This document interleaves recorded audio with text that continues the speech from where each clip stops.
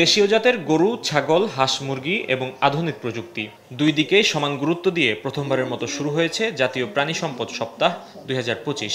বুধবার সকালে রাজধানীর বাংলাদেশ চীন মৈত্রী সম্মেলন কেন্দ্রে সপ্তাহব্যাপী এ আয়োজনের উদ্বোধন করা হয়।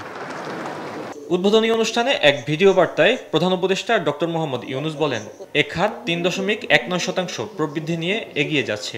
এ সময় গবেষণা ও উদ্ভাবন বাড়াতে তাগিদ দেন তিনি।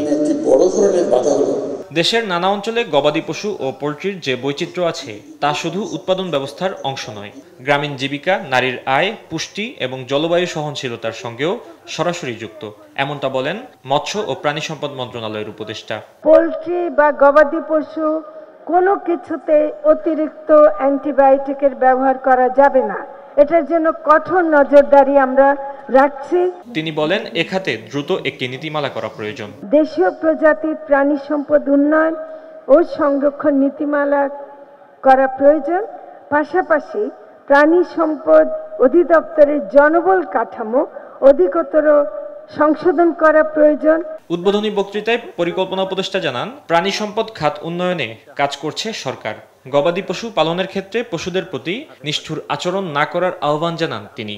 আশা করব যে সারা দেশের মানুষই একসময় এই আস্থা অর্জন করতে পারবে যে তারা যেই পশুর মাংস খাচ্ছে, ডিম খাচ্ছে, সেগুলো নিরাপদ। পাশাপাশি শুরু হয়েছে 3 দিনের প্রাণী সম্পদ প্রদর্শনী, যেখানে দর্শনার্থীরা বিনা খরচে দেখতে পারবেন নানা পশু পাখি।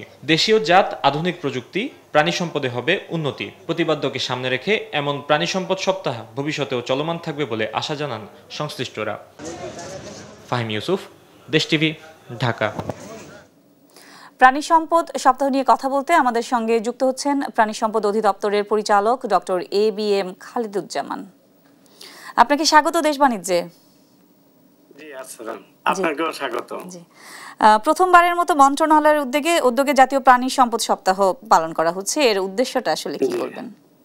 জি জি এটার উদ্দেশ্য হলো এবার দেশীয় জাত, আধুনিক প্রযুক্তি এবং প্রাণী সম্পদের হবে উন্নতি। আমাদের এটা প্রথমবারের মতো জাতীয় প্রাণী সম্পদ সপ্তাহ 2025 পালিত হচ্ছে। এই বছরই আমরা ক্যাবিনেট মন্ত্রণালয় থেকে জাতীয়করণের এই নীতিমালাটা অনুমোদন হয়েছে। তো এই বছর আমাদের মূল উদ্দেশ্য হলো এই মেলার যে দেশীয় জাতকে এক্সপ্লোর করা। আমাদের যেগুলো, যেমন চট্টগ্রামে RCC একটা জাত আছে, রেড চিটাগাং ক্যাটেল, মুন্সিগঞ্জে আমাদের একটা মীর কাদিম জাত আছে, পাবনা ক্যাটেল আছে। আমাদের এই লোকাল রিসোর্স যেগুলো গরুর জাত আছে, এগুলো আমাদের দেশীয় আবহাওয়ার সাথে খাপ খেয়ে তাদের উৎপাদন দক্ষতা অনেক বৃদ্ধি পায়। সেজন্য আমাদের এই প্রথমবারের মতো জাতীয় প্রাণী সম্পদ সপ্তাহ 2025 আমরা দেশীয় জাতকে আমরা সামনে নিয়ে এসেছি, যাতে করে আমরা যদি দেখি প্রাণী সম্পদ খাতের সম্প্রতি আসলে কি কি অর্জন হয়েছে, বাংলাদেশের অর্জনগুলো আসলে কি? প্রাণী সম্পদ খাতে আপনি খুশি হবেন যে বিগত দশকে আমাদের দেশে মাংস, দুধ, ডিমের উৎপাদন কিন্তু প্রচুর বেড়েছে। আপনি যদি ডিমের প্রতি বছর গড় উৎপাদন দেখেন, সেটা প্রায় মোর দেন 7%। আমাদের মাংস এবং দুধের উৎপাদন গড় অন্যান্য যে কোনো এগ্রিকালচারাল কমোডিটির তুলনায় বেশি। কাজেই এই ক্ষেত্রে আমাদের দক্ষতা এবং উন্নয়ন ও কার্যকারিতা অনেক বেড়েছে এবং আমাদের মৎস্য প্রাণী সম্পদ মন্ত্রণালয় এবং প্রাণী সম্পদ অধিদপ্তর এই পশু সম্পদের উন্নয়নে একযোগে কাজ করছে। আজকে কিন্তু প্রাণী সম্পদ উপদেষ্টা বলেছেন যে এক নীতিমালার কথা বলেছে, কিন্তু প্রাণী সম্পদ খাতে তো নীতিমালা একটা আছে, আসলে নতুন করে এখানে কি কি সংযোজন হবে বলে আপনি মনে করছেন? না, আপনি ঠিকই বলেছেন যে জাতীয় প্রাণী সম্পদ উন্নয়ন নীতিমালা 2007 যেটা আছে, এটা আমাদের অনেক দিন হয়ে গেছে।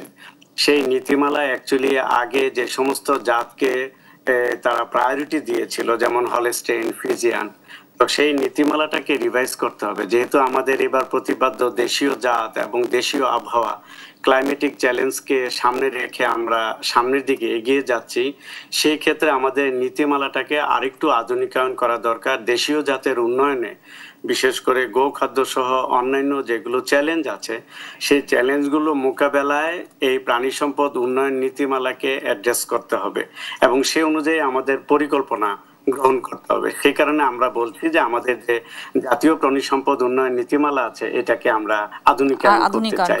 জাত উন্নয়নের কথা বলেছেন আজকে উপদেষ্টা, জাত উন্নয়নে বাংলাদেশের এখন পরিস্থিতি আসলে কি? আমরা স্বাধীনতার পরবর্তীতে সাধারণত আমাদের দেশীয় গরুকে বিদেশি গরুর সিমেন্ট দিয়ে কৃত্রিম প্রজননের মাধ্যমে আমাদের দুধ উৎপাদনটা আমরা বাড়াতে পেরেছি।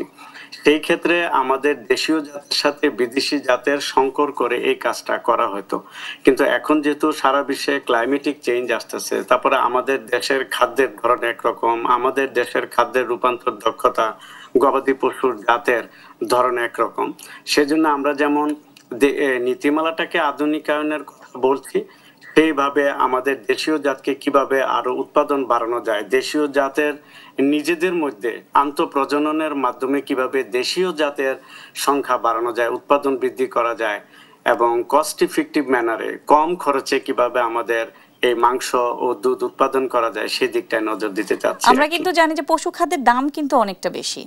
আজ কিন্তু পরিকল্পনা উপদেষ্টা ভেজাল মুক্ত পশু খাদ্যের কথা বলেছে। এক্ষেত্রে আসলে এই ভেজাল মুক্ত পশু খাদ্যটা কি ধরনের ভূমিকা রাখবে বলে আপনি মনে করছেন? আপনি জেনে খুশি হবেন, আমাদের একটা মৎস্য খাদ্য, পশু খাদ্য আইন এবং পশু খাদ্য বিধিমালা আছে। যারা খাদ্য প্রস্তুতকারী কোম্পানি বা বেসরকারি প্রতিষ্ঠান রয়েছে, এই প্রতিষ্ঠানগুলোকে খাদ্যের মান নির্ণয়ের ক্ষেত্রে আমরা নিবন্ধন প্রদান করি। তো সেই নিবন্ধন প্রদানের ক্ষেত্রেই তাদের মান যাচাই করা হয়, তাদের নমুনা গ্রহণ করা হয়, এবং আমাদের এই পশু খাদ্য বিধিমালার নির্দেশনা মোতাবেক এই খাদ্য যাতে কোনো প্রকার ভেজাল না থাকে, কোনো প্রকার হেভি মেটালস না থাকে বা রেসিডিও না থাকে, সেগুলো আমরা পরীক্ষা নিরীক্ষা করি আমরা নিবন্ধন প্রদান করে থাকি। এটা গেল আমাদের একটা দিক। অন্যদিকে খাদ্যের দাম বা খরচ কমানোর জন্য আজকে মাননীয় উপদেষ্টা প্রধান অতিথিও বলেছেন যে আমাদের যে সমস্ত চর অঞ্চল রয়েছে, খাস জমি রয়েছে, এগুলো কিভাবে সমবায় ভিত্তিক আমার খামারিদের মাঝে দিয়ে দেওয়া যায়।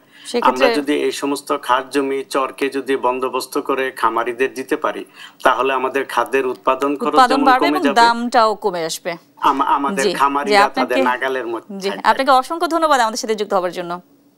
জি, আপনাকেও ধন্যবাদ। জি, দেশ টিভিকে ধন্যবাদ।